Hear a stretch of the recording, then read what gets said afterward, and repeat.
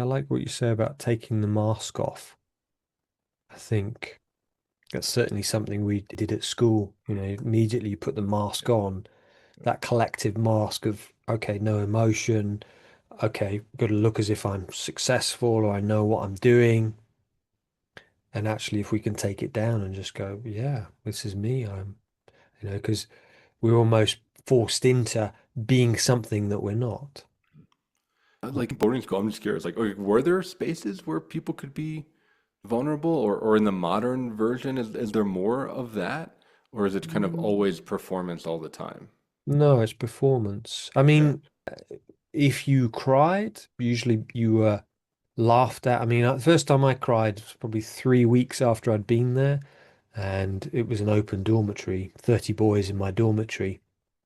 Came in just into, I had a cubicle but no door, and they came in shouting, "Ah, you're weak, you're pathetic, you're not so tough now, Cross." And that was my experience. I remember sat crying at my desk going, "This will never happen again." And I learned to dissociate. Now, have they changed? They've changed in that, you know, the teachers now,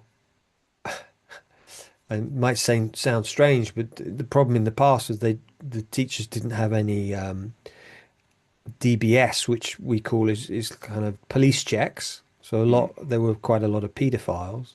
Now that's a lot more secure. So they have changed.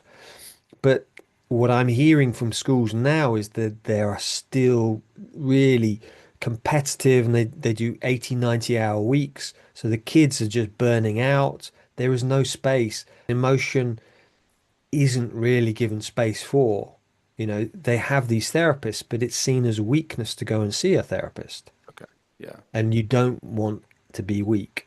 Yeah, they've definitely changed. But, you know, for me, leadership's all about emotional intelligence. And I'm talking about this a lot in my podcast at the moment. These schools teach IQ. And as Daniel Goleman points out, it's just 20% IQ of our life successes. Well, the other 80% is EQ.